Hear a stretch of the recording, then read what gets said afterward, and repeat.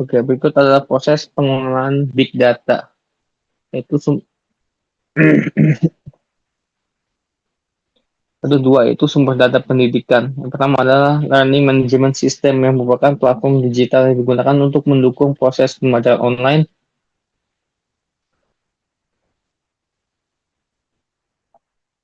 Hasil pelaksanaan ujian online yang menghasilkan data yang sangat banyak seperti nilai siswa, waktu, dan pengerjaan, serta tingkat kesulitan soal. Aplikasi pembelajaran digital yang merupakan yang juga menghasilkan data penting, misal frekuensi penggunaan aplikasi, durasi belajar, dan materi yang paling sering dipelajari siswa. Berikut adalah penyimpanan data. Data pendidikan yang telah dikumpulkan harus disimpan dengan baik agar mudah diakses dan aman dari kerusakan. Data warehouse merupakan tempat penyimpanan yang terpusat yang digunakan untuk menyimpan data berbagai sumber. Begitu juga dengan cloud storage yang kemungkinan data disimpan melalui internet sehingga dapat diakses kapan saja. Nah, yang terakhir adalah distribute storage system, yaitu adalah sistem penyimpanan yang berbagi data kepada beberapa server. Next,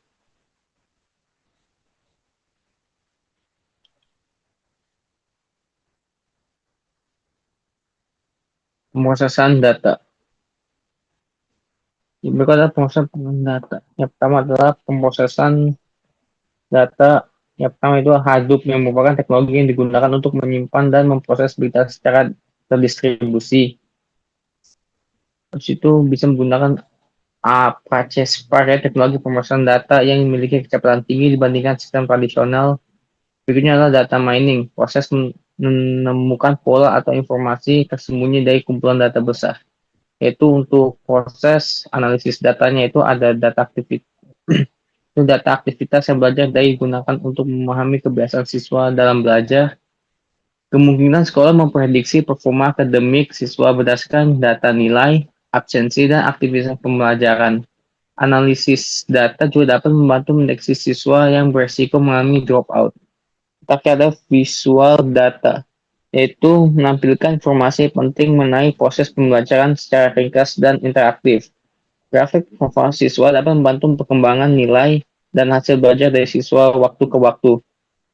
Monitoring real-time memungkinkan sekolah memantau aktivitas pembelajaran secara langsung. Berikutnya,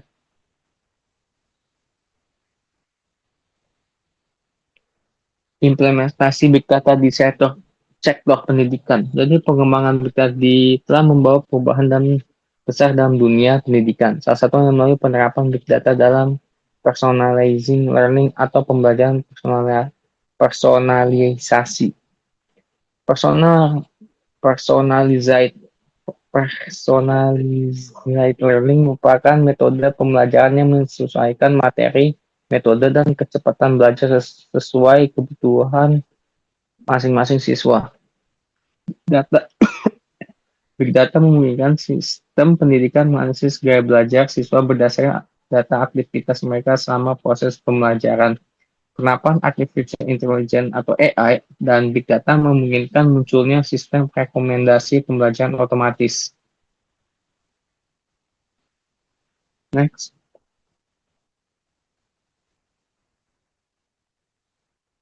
Analisis performa akademik. Sistem berbasis Big Data mampu mengintegrasikan data atau kehadiran, tugas, serta aktivitas pembelajaran dalam satu dashboard akademik. Dengan menggunakan machine learning, sistem dapat mendeteksi pola-pola yang menunjukkan kemungkinan siswa mengalami kegagalan akademik. Berikutnya,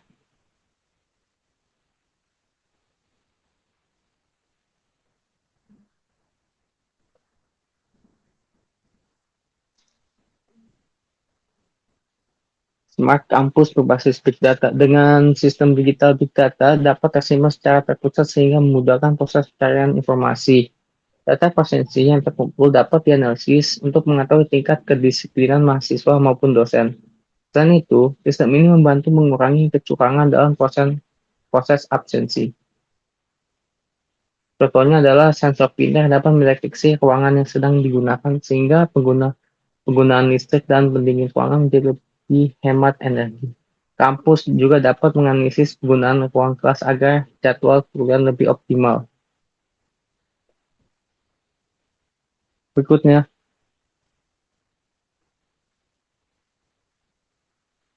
Big Data untuk evaluasi pendidikan nasional.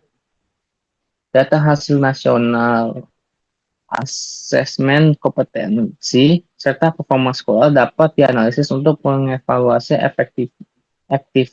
efektivitas kurikulum nasional. Big Data mendukung konsep data-driven decision making atau pengambilan keputusan berbasis data. Berikutnya, oke. Big Data untuk evaluasi pendidikan nasional. Data hasil ujian nasional atau asesmen kompetensi serta performa sekolah dapat dianalisis untuk mengevaluasi efektivitas kurikulum nasional. Big Data mendukung konsep data-driven decision making atau pengambilan keputusan basis data. Big Data, contohnya Big Data dalam e-learning. Learning Management System atau LMS seperti model Google Classroom dan platform pembelajaran lainnya menghasilkan data yang sangat besar. Melalui analisis Big Data, guru dapat mengetahui tingkat keaktifan siswa dalam pembelajaran online dan juga memungkinkan analisis lebih mendalam pada efektivitas pembelajaran digital. Berikutnya,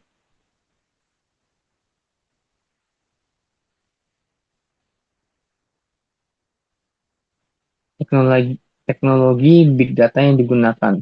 Yang pernah adalah Hadoop, yang merupakan salah satu teknologi utama pengolahan Big Data yang digunakan untuk menyimpan, mengolah, dan memproses data dalam jumlah besar.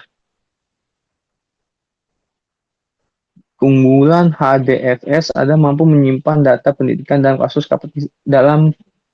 kapasitas besar dengan tingkat keamanan yang baik.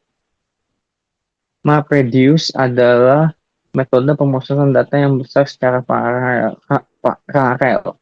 Sistem ini bekerja dengan membagi pekerjaan menjadi bagian kecil, kemudian diproses secara bersamaan kepada beberapa komputer. Yang merupakan komponen Hadoop yang berfungsi mengatur sumber daya dan pembagian tugas pada sistem.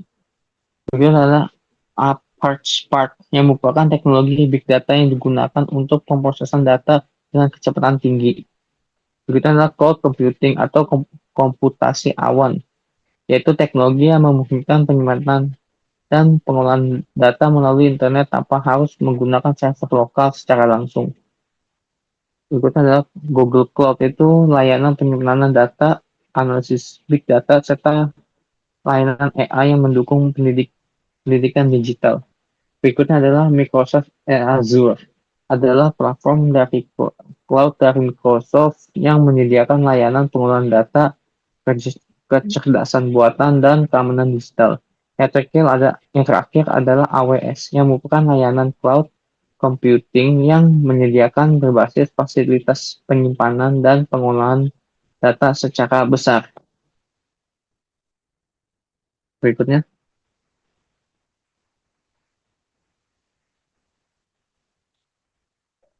AI dan machine learning. AI atau kecerdasan buatan adalah teknologi yang berguna untuk meniru kemampuan komputer. Sedangkan machine learning itu adalah AI yang memungkinkan sistem belajar dari data yang ditingkatkan kemampuan secara otomatis. Jadi AI dapat digunakan untuk memprediksi performa akademik siswa berdasarkan data nilai, kehadiran, dan aktivitas belajar. Chatbot pendidikan merupakan sistem otomatis yang dapat menjawab pertanyaan siswa kapan saja. Smart Recommendation ada sistem rekomendasi cerdas yang memberikan saran materi pembelajaran sesuai kebutuhan siswa. Berikutnya IoT. Oke, berikut ada tantangan risiko implementasi big data di pendidikan. Data pendidikan yang dikumpulkan biasanya mencakup informasi pribadi siswa seperti nama, alamat, dan nilai akademik, riwayat pembelajaran, hingga aktivitas digital siswa platform pelajaran online. Jika data tersebut tidak dikelola dengan baik, maka kebocoran akan merugikan siswa maupun institusi pendidikan. Dampaknya itu tidak hanya merugikan secara admin saja, tapi juga menyebabkan penyalahgunaan identitas digital data. Jika disalahgunakan, saya dapat menjadi korban penipuan, peretasan akun, atau cyberbully. Keberhasilan berhasil big data sangat bergantung pada kualitas data yang digunakan. Data yang tidak akurat atau tidak lengkap dapat menghasilkan analisis yang salah, sehingga data tidak valid. Data yang tidak valid adalah data yang tidak sesuai dengan kondisi sebenarnya. Contoh adalah nilai siswa yang salah input, absensi yang tidak lengkap, ataupun informasi yang sudah tidak aktif. Data duplikat terjadi ketika satu informasi tercatat lebih dari satu kali dalam sistem. Misalnya, satu siswa memiliki dua akun berbeda dalam database sekolah. Hal ini menyebabkan ketidaksesuaian laporan pemborosan penyimpanan data. Impact ada kesalahan input data sering terjadi akibat faktor manusia, itu human error. Contohnya adalah kesalahan mengetik nilai, tanggal lahir, atau identitas siswa. Next, berikutnya infrastruktur teknologi. Big data memerlukan server dengan kapasitas penyimpanan dan kemampuan pemrosesan yang sangat besar.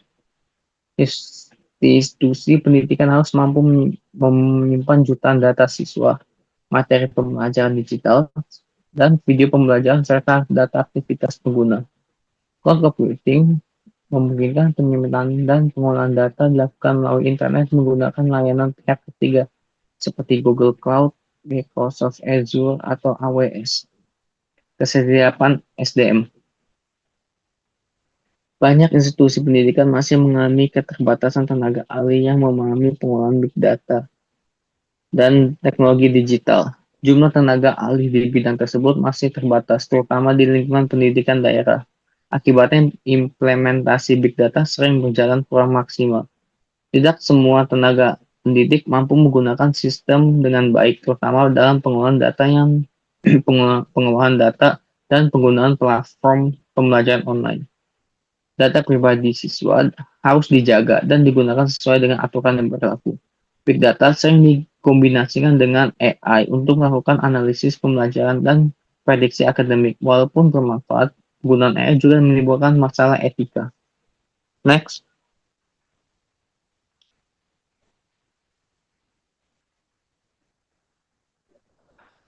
Pengembangan sistem big data pendidikan masa depan. Perkembangan teknologi zaman mendorong lahirnya konsep smart education ecosystem, yaitu ekosistem pendidikan cerdas yang menghubungkan berbagai institusi pendidikan, teknologi, data, dan pengguna pendidikan dalam satu sistem terintegrasi. Integrasi pendidikan nasional memungkinkan seluruh lembaga pendidikan memiliki sistem data yang saling terhubung. Selain itu, sistem pendidikan berbasis data dapat membantu pemerintah memetakan kualitas pendidikan antar daerah sehingga pemerataan pendidikan dapat dilakukan secara lebih optimal. AI plus Big Data Education. Kombinasi antara AI dan Big Data menjadi salah satu inovasi terbesar dalam dunia pendidikan modern. Dengan mendukung Big Data, AI dapat mengolah jutaan data pendidikan untuk menghasilkan sistem pembelajaran yang lebih cerdas dan adaptif. Misalnya kayak AI Tutor. Ada sistem pembelajaran berbasis kecerdasan buatan yang berfungsi seperti guru virtual. Misalnya seperti Duolingo itu. Yang kedua adalah prediksi pembelajaran membantu guru mengambil tindakan lebih awal sebelum siswa mengalami masalah akademik yang serius. Dengan demikian, pemrosesan pendidikan menjadi lebih preventif dan personal. Teknologi AI juga dapat digunakan untuk melakukan evaluasi pembelajaran secara otomatis.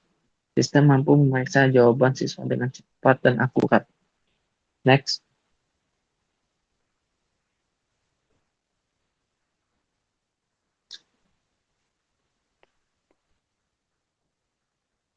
National Education Data Center, yaitu sebagai tempat penyimpanan, pengolahan, dan analisis seluruh data pendidikan di Indonesia. Konsep Merdeka Belajar mendorong sistem pendidikan yang lebih fleksibel, adaptif, dan berpusat pada siswa. Big Data menjadi salah satu teknologi utama yang mendukung implementasi Merdeka Belajar di Indonesia. Big Data memungkinkan terbentuknya rekam pembelajaran nasional bagi setiap individu. Sistem ini mencatat seluruh anggota aktivitas belajar seorang sama hidupnya. Contoh implementasi Big Data di pendidikan. Yang pertama adalah Google Classroom Analytics. Itu pengembangan teknologi yang mengubah cara guru dan siswa melakukan pemrosesan belajar. Yang kedua, Coursera dan Udemy, yaitu platform pelajaran online seperti Coursera dan Udemy merupakan contoh implementasi Big Data dalam skala global. Yang ketiga, ruang guru. Di Indonesia, salah satu contoh penerapan Big Data dalam basis pendidikan yaitu adalah ruang guru. Next.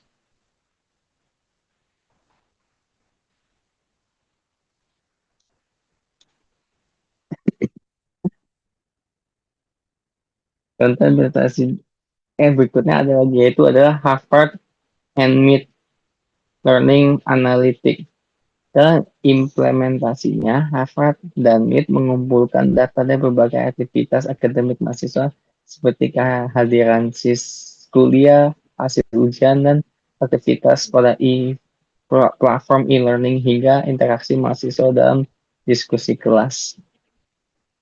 Analisis kelayakan dan masa depan Big Data di pendidikan.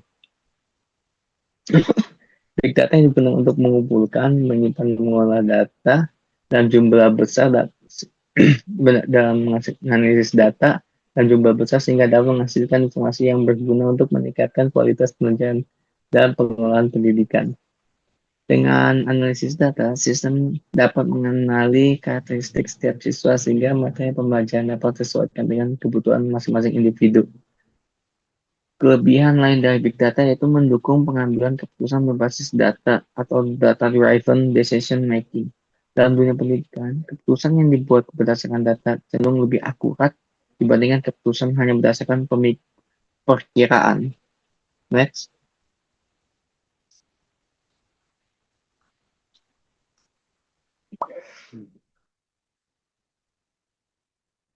Melalui analisis Big Data, berbagai masa pendidikan dapat deteksi lebih awal sehingga dapat segera diberikan. Dengan demikian, kualitas pendidikan dapat meningkatkan secara berlanjutan, memungkinkan pemerintah melakukan monitoring pendidikan nasional secara lebih efektif. Kurangan dan tantangan Big Data. Jadi salah satu tantangan terbesarnya dalam penerapan Big Data itu biaya infrastruktur yang sangat tinggi. Big Data menyimpan jumlah yang sangat besar, termasuk data pribadi siswa dan guru. Jika sistem keamanan tidak kuat, data tersebut akan mengalami kebocoran. Yang ketiga adalah penggunaan data yang membuat sektor pendidikan semakin bergantung pada teknologi. Keempat, implementasi Big Data yang membutuhkan tenaga ahli yang memahami teknologi data, analitik, kecerdasan buatan, dan keamanan sistem informasi. Namun, jumlah SDM yang dimiliki kemampuan tersebut masih terbatas. Next.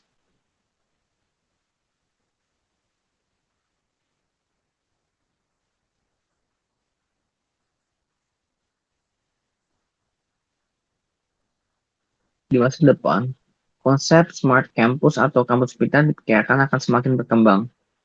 Dalam smart campus, berbagai aktivitas akademik seperti absensi, pembelajaran online, dan evaluasi pengolahan fasilitas hingga keamanan kampus dapat dikelola menggunakan teknologi Big Data dan IoT.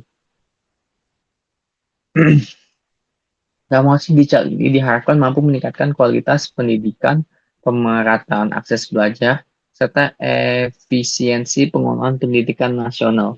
Selain itu, penggunaan teknologi digital juga dapat membantu Indonesia menghadapi tantangan pendidikan di era industri 4.0 dan society 5.0. Next.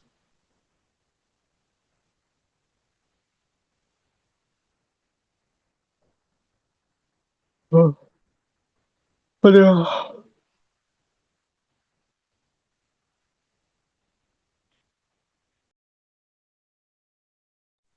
Selanjutnya Berikutnya, adalah penerapan BI di bidang pendidikan. Business Intelligence atau BI merupakan teknologi dan metode yang digunakan untuk mengumpulkan, mengolah, menganalisis, dan menyajikan data menjadi informasi yang berguna bagi pengambilan keputusan. BI membantu organisasi memahami kondisi operasional berdasarkan data sehingga keputusan dapat dibuat lebih cepat cepat, dan akurat. Bisnis intelijen memiliki beberapa karakteristik utama yang membedakannya dari sistem informasi tradisional. Yang pertama itu BI mendukung pengambilan keputusan berbasis data. Keputusan tidak lagi hanya berdasarkan intuisi, tetapi berdasarkan hasil analisis data yang akurat. Selanjutnya, bisnis intelijen mampu mengintegrasikan data dari berbagai sistem menjadi satu kesatuan informasi. Tiga, BI memiliki kemampuan menunjukkan data dalam bentuk visual seperti grafik, diagram, dashboard, dan tabel interaktif. BI intelijen modern mampu melakukan analisis prediktif menggunakan statistik dan machine learning. BI memungkinkan monitoring data secara real-time tanpa harus menunggu laporan manual.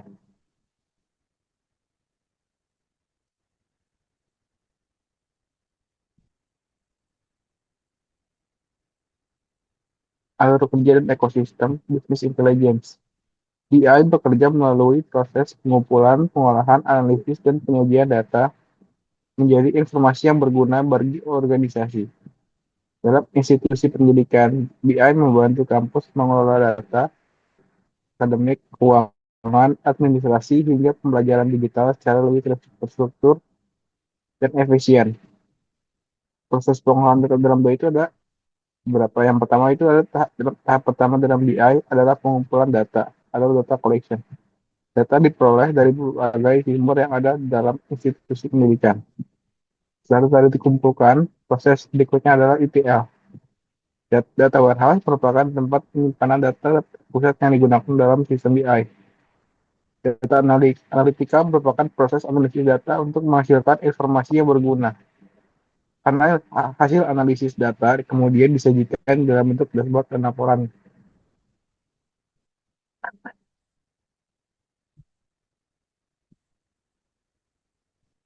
Teknologi pendukung BI. BI didukung oleh berbagai teknologi modern yang membantu proses pengolahan dan analisis data. Itu ada empat, contohnya yang pertama itu ada big data, kedua cloud computing, ketiga AI, dan keempat machine learning. Implementasi BI di sektor pendidikan. BI memiliki peran penting dalam membantu institusi pendidikan melakukan monitoring akademik mahasiswa secara lebih efektif dan terstruktur. Dengan BI, data akademik yang sebelumnya tersebar di berbagai sistem dapat dianalisis secara terpusat sehingga pihak kampus dapat memantau perkembangan mahasiswa secara real-time. BI memungkinkan kampus melakukan analisis nilai mahasiswa secara otomatis dan terintegrasi. Salah satu implementasi BI yang sangat penting adalah prediksi mahasiswa yang berisiko mengalami dropout. Dashboard akademik merupakan salah satu fitur utama dalam sistem BI pendidikan. BI menjadi alat penting dalam mendukung pengambilan keputusan strategis di institusi pendidikan.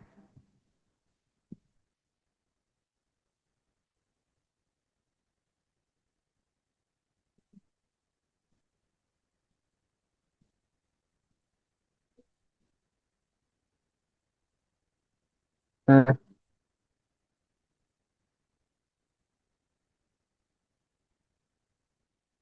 tantangan dan risiko penerapan bisnis intelligence.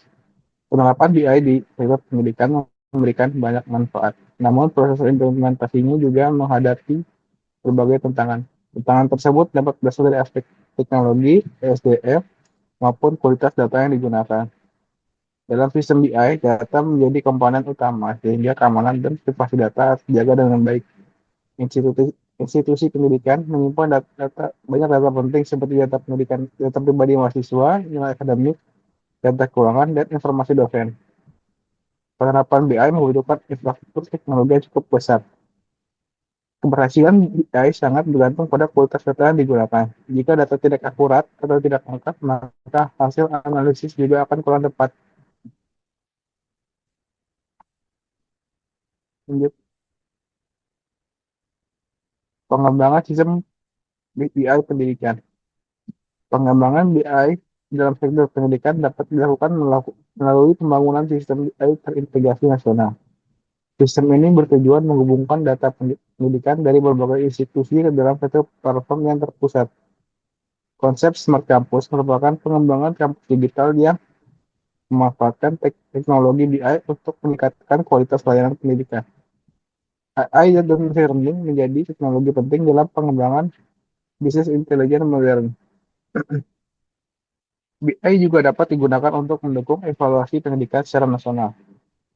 Mobile BI merupakan pengembangan sistem BI yang dapat diakses melalui perangkat mobile seperti smartphone dan tablet.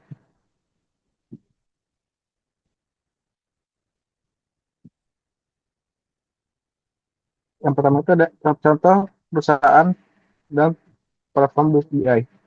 Yang pertama itu ada Microsoft Power BI. Microsoft Power BI merupakan salah satu platform BI yang paling banyak digunakan di dunia. Power BI digunakan untuk mengolah, menganalisis, dan menampilkan data dalam bentuk dashboard interaktif. Yang kedua adalah Google Looker Studio. Google Looker Studio merupakan platform BI berbasis cloud yang digunakan untuk membuat laporan dan dashboard data secara online. Yang ketiga ada SAP BI. Ini merupakan platform BI enterprise yang digunakan oleh organisasi besar, termasuk universitas dan institusi pendidikan skala besar. Yang keempat ada Oracle BI. Ini adalah platform BI yang digunakan untuk pengolahan dan analisis data organisasi. Dan terakhir itu ada IBM Cognos Analytics. Ini merupakan platform BI yang mendukung analisis data dan AI.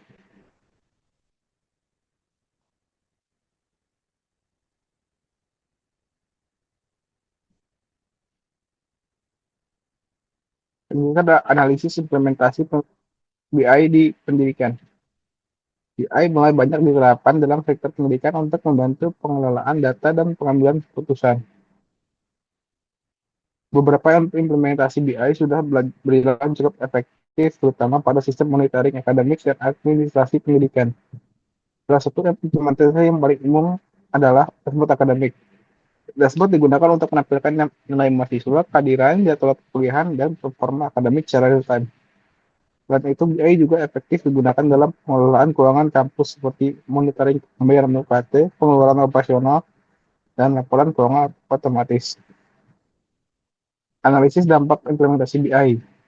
Penerapan BI memberikan dampak positif bagi institusi pendidikan, baik dalam aspek akademik maupun administrasi. Beberapa dampak positif implementasi BI antara lain pengambilan keputusan lebih cepat, monitoring data lebih akurat, efisiensi administratif meningkat, dan kualitas pelayanan pendidikan menjadi lebih baik. Namun, implementasi BI juga membutuhkan investasi teknologi, pelatihan SDM, dan pengelolaan keamanan data yang baik.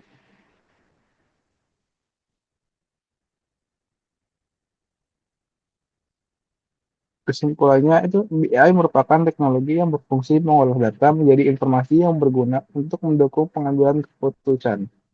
Dalam sektor pendidikan, BI membantu institusi mengolah data akademik, administrasi, keuangan, dan pembelajaran digital secara lebih efektif dan terintegrasi.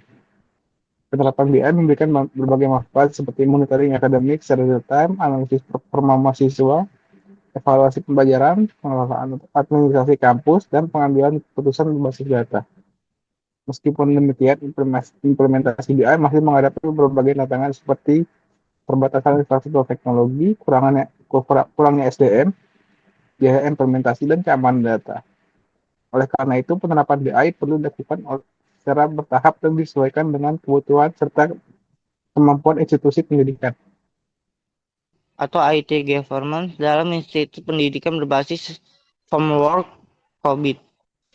Informasi teknologi government atau tata kelola teknologi informasi di sektor pendidikan merupakan sebuah struktur hubungan dan proses yang komprehensif untuk mengarahkan, mengendalikan, dan menyelaraskan strategi teknologi informasi dengan visi, misi, dan tujuan strategi akademis institusi. Penerapan tata kelola yang matang memastikan bahwa setiap investasi teknologi yang dikeluarkan oleh lembaga pendidikan mampu memberikan nilai tambah yang optimal, memitigasi risiko operasional, dan menjamin keberlangsungan proses edukasi berkelanjutan. Lingkungan institusi pendidikan dapat diperinci menjadi 5 pilar utama strategi, yaitu penyelesaian strategi, yaitu yang menjamin adanya keselarasan yang mutlak antara rencana strategis teknologi informasi dan rencana induk pengembangan institusi. Yang kedua ada penyampaian nilai atau value delivery, memastikan bahwa setiap modal atau anggaran yang dialokasikan untuk pembangunan infrastruktur dan sistem informasi menghasilkan manfaat yang tangible dan tidak nyata atau intangible, seperti peningkatan kualitas pembelajaran, transparansi pelayanan, dan kepuasan penggunaan ekosistem pendidikan. Yang ketiga ada manajemen risiko atau risk management, membangun kesadaran kolektif untuk mengidentifikasi, mengukur, menganalisis, serta memitigasi risiko cyber, ancaman kebocoran data pribadi, dan risiko kegagalan operasional sistem informasi kritis yang dapat melumpuhkan aktivitas pembelajaran harian.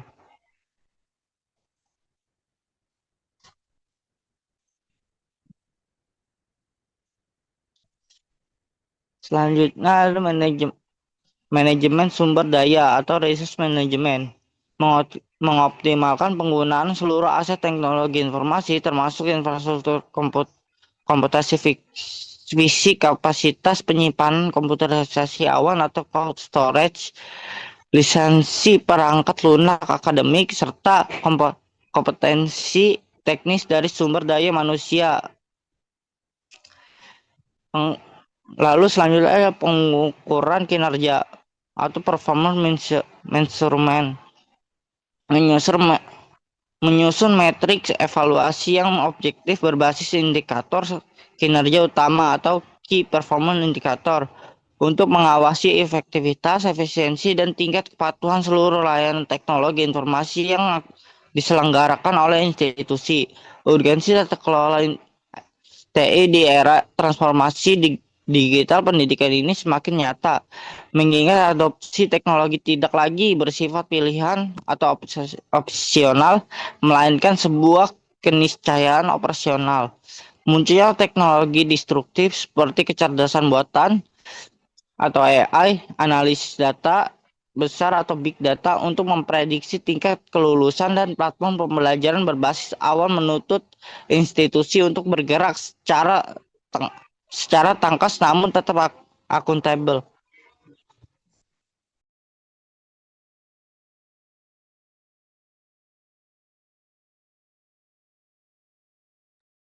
Oke, baik. Selanjutnya ada governance dalam dunia pendidikan. Fenomena digitalisasi sekolah dan kampus secara radikal telah mengubah pola operasional dan interaksi di dalam institusi pendidikan. Proses birokrasi tradisional yang dahulunya didominasi oleh tumpukan dokumen fisik berbasis kertas kini bermigrasi menuju ekosistem digital yang nirkertas atau paperless. Sistem informasi akademik SIAKAD berdiri sebagai jantung dari seluruh infrastruktur teknologi informasi di lembaga pendidikan tinggi maupun sekolah menengah. Konsep ini mempresentasikan penggabungan antara dunia fisik dan digital melalui pemanfaatan teknologi Internet of Things atau IoT, kartu pintar berbasis RFID, sistem absensi berbasis pengenalan wajah atau face recognition, pemantauan konsumsi energi gedung otomatis, hingga sistem keamanan terintegrasi.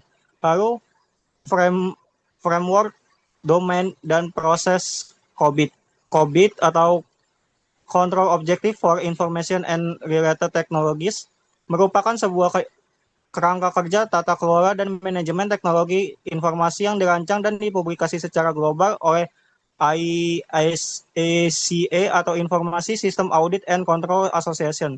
COBIT menyediakan referensi model, prinsip, dan praktik terbaik atau best practice yang diakui di seluruh dunia untuk membantu organisasi menjembatani kesenjangan kritis antara sasaran bisnis strategi dengan kapabilitas teknis serta resiko teknologi informasi. Evaluasi dari COBIT 5 menuju COBIT 2019 membawa pendekatan yang lebih fleksibel, memungkinkan institusi untuk menyesuaikan komponen tata kelola berdasarkan faktor desain atau design factors yang spesifik untuk karakteristik organisasi mereka. bagi institusi pendidikan, COVID tidak hanya berfungsi sebagai alat bantu kepatuhan, melainkan sebagai panduan komprehensif untuk melakukan audit TI secara mandiri dan mengidentifikasikan area perbaikan tata kelola.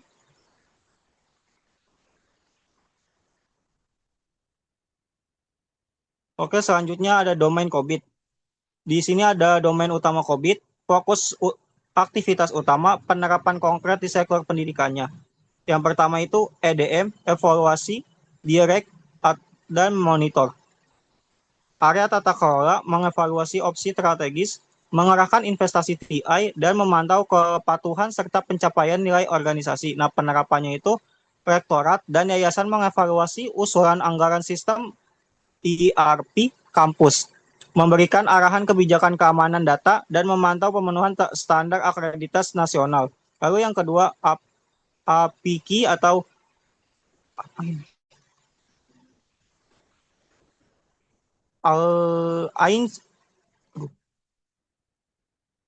belum nih Alliance Plan Organize, fokus aktivitas utamanya itu area manajemen, menyelaraskan strategi teknologi informasi dengan strategi organisasi, mengelola arsitektur, enterprise, inovasi, anggaran, kualitas, dan SDM. Lalu untuk penerapannya, Biro Penerapan TI menyusun cetak biru atau blueprint teknologi sekolah, mengelola portofolio, aplikasi akademik, menetapkan struktur organisasi T1, dan merencanakan pelatihan literasi digital staff. Yang ketiga ini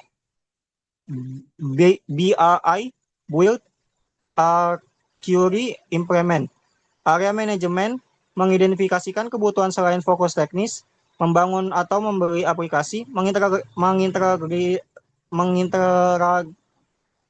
mengintegrasikan sistem, mengelola proyek, dan mengelola perubahan. Untuk penerapannya itu, tim pengembangan TI melaksanakan coding atau kustomisasi fitur baru pada modul. KRS Online mengelola migrasi basis data mahasiswa dari sistem lama serta menyusun panduan penggunaan sistem.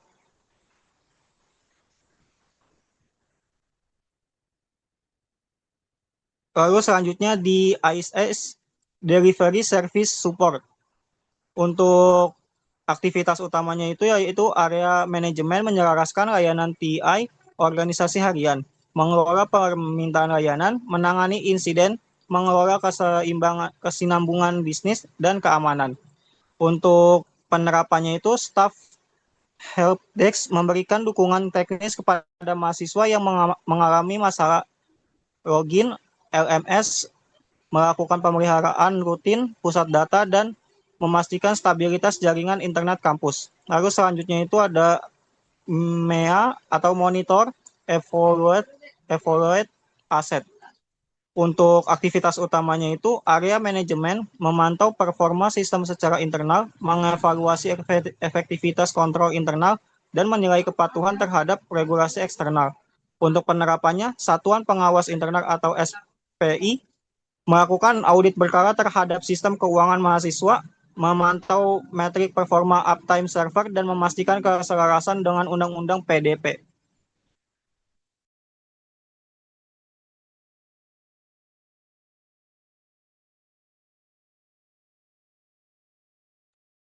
Kamu nanya, ini masih gue kah?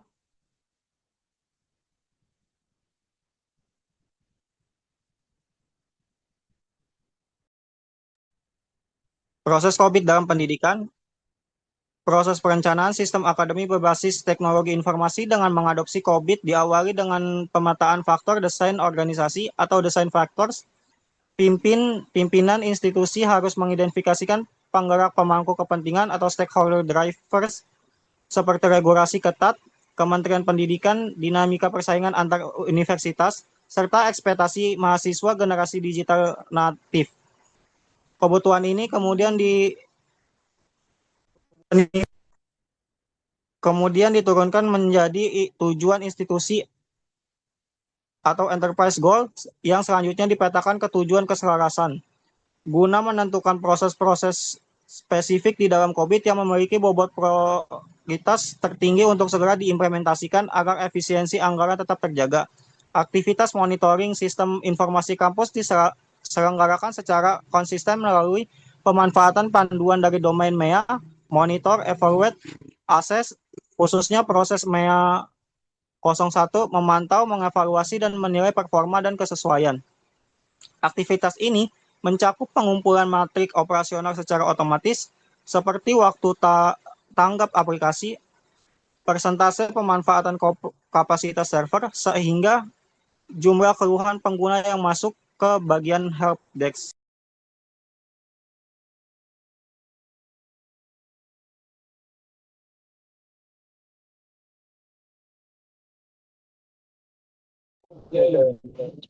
Hubungan bisnis dan teknologi informasi dalam pendidikan. Dan TI dalam operasional pendidikan. Implementasi sistem administrasi akademik yang digerakkan oleh teknologi informasi mampu memangkas rantai birokrasi tradisional yang berbelit-belit secara signifikan. Misalnya SPP atau UKT yang terintegrasi secara host dengan jaringan perbankan nasional. Kelayutan modern dan penyedia dompet digital atau e-wallet. Integrasi bisnis pendidikan dan TI, integrasi yang erat antara visi institusi pendidikan, bisnis dengan kapabilitas teknologi informasi melahirkan konsep digitalisasi layanan akademik yang berorientasi sepenuhnya pada kepuasan pengguna. Manfaat integrasi TI dalam pendidikan, pencapaian efisiensi waktu dan biaya yang dihasilkan dari integrasi teknologi yang matang secara langsung akan meningkatkan daya saing dan reputasi kelembagaan di mata publik. Risiko operasionalnya itu ada server overload atau berupa matinya server siakat adalah fenomena klasik yang sering terjadi pada periode-periode kritis seperti hari pertama pembukaan masa pengisian KLS atau saat pengumuman hasil seleksi masuk. Serta absennya teknologi penyeimbang atau load balancing dan mekanisme skalabilitas otomatis. Resiko privasi data, aspek perlindungan terhadap privasi data, sivitas akademika ini telah menjadi kewajiban hukum yang ketat seiring dengan disahkannya berbagai regulasi hukum perlindungan data pribadi seperti UU PDP di Indonesia. Resiko manajemen kesalahan tata kelola berupa miskonfigurasi sistem oleh administrator jaringan internal merupakan salah satu cara keamanan terbesar yang paling sering dieksploitasi oleh penjahat cyber.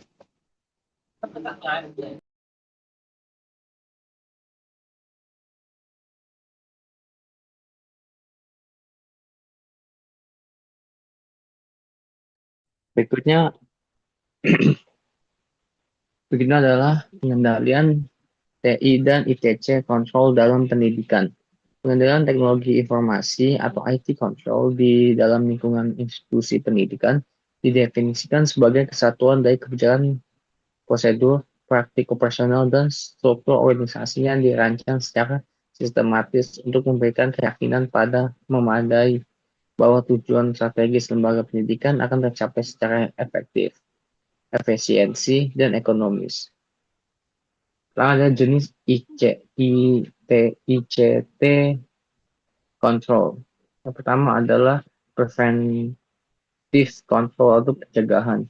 Aplikasi firewall sistem akademik yaitu memasang perangkat keras atau perangkat lunak firewall generasi terbaru di gerbang jaringan kampus untuk menyaring seluruh paket data masuk dan keluar secara otomatis, memblokir trafik berbahaya yang terindikasi sebagai pola serangan cyber dari alamat IP eksternal. Yang kedua, sistem autentikasi pengguna yang ketat, mewajibkan penggunaan kata sandi yang kompleks serta mengaktifkan fitur multifaktor authentication atau MFA. Dengan MFA, penggunaan yang masuk ke akun siakat atau email institusi harus memasukkan kode verifikasi tambahan yang dikirimkan ke perangkat seluler pribadi mereka, sehingga mencegah penyalahgunaan akun akibat pencurian kata sandi. Ketiga, enkripsi data mahasiswa berstandar industri, yaitu menerapkan algoritma enkripsi yang kuat untuk melindungi data baik dalam ditransmisikan melalui jaringan internet dengan menggunakan protokol kriptografi HTTPS atau TLS, maupun saat disimpan dalam media penyimpanan pusat data menggunakan enkripsi Advanced Encryption Standard.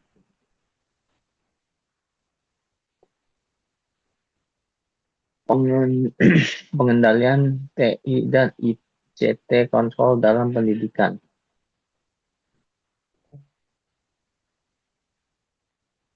Ya, ini.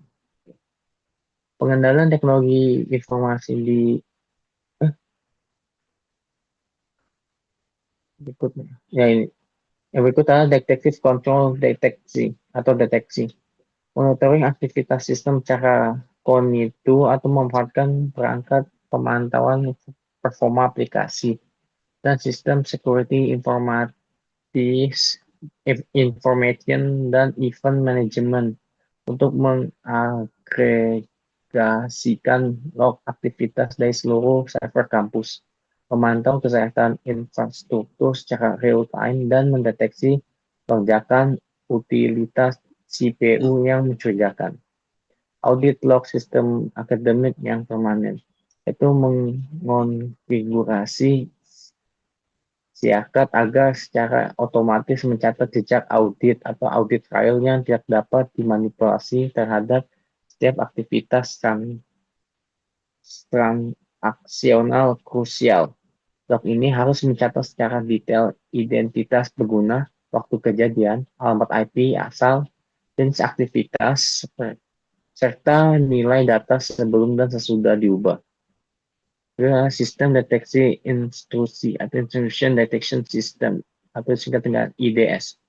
Itu memasang sensor IDS di area jaringan sensitif untuk menganalisis lalu lintas data. Mencocokkannya dengan tanda-tanda serangan cyber yang dikenal sebagai signature based, serta segera mengirimkan notifikasi peringatan darurat secara otomatis kepada tim penanggung jawab TI kampus jika ditemukan indikasi penyusupan. Yang ketiga, corrective control atau perbaikan.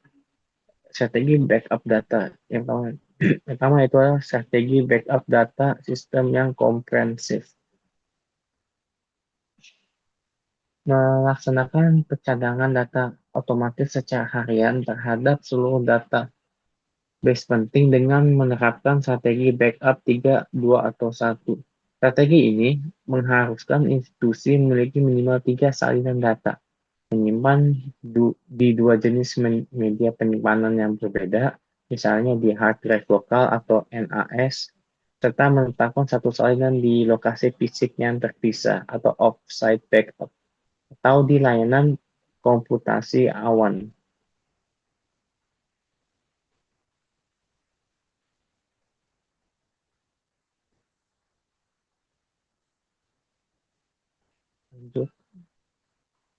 Pengendalian TI dan ICT kontrol dalam pendidikan.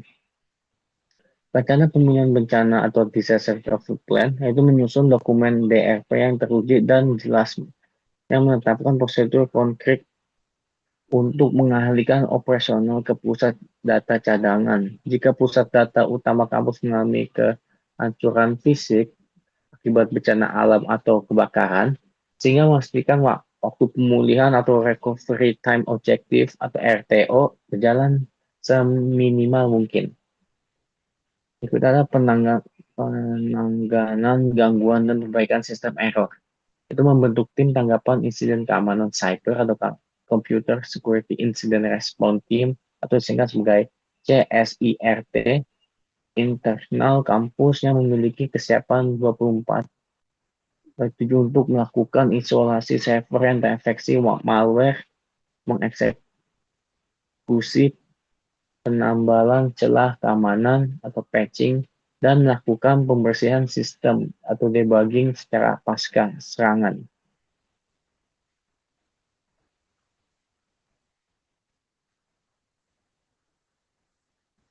Selanjutnya ada implementasi ICT kontrol di pendidikan. Penerapan praktis dari ICT kontrol pada ekosistem keamanan LMS difokuskan pada penegakan integritas proses pembelajaran dan evaluasi daring. Kontrol teknis diterapkan untuk mengunci hak akses materi tugas mandiri, bank soal ujian, dan kunci jawaban agar tidak dapat diakses oleh mahasiswa sebelum waktu pelaksanaan ujian yang dijadwalkan dimulai. Pada area keamanan siakat, kontrol tata kelola ditetapkan secara berlapis pada modul manajemen nilai yang merupakan aset paling kritikal.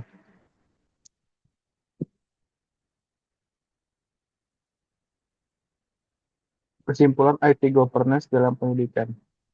Implementasi IT governance berbasis framework COVID memiliki kedudukan yang sangat krusial, strategis, dan tidak dapat ditawar lagi dalam manajemen institusi pendidikan modern di era transformasi digital. Lalu ada adopsi struktur atas 5 domain utama yang ditawarkan oleh COVID, EDF, APO, BAI, DSS, dan NIA. Lembaga pendidikan mampu menggeser paradigma pengelolaan teknologi informasi. Mereka dari yang semula bersifat reaktif dan teknis sentris menjadi tata kelola yang proaktif, akuntabel, dan selaras sepenuhnya dengan visi akademis jangka panjang.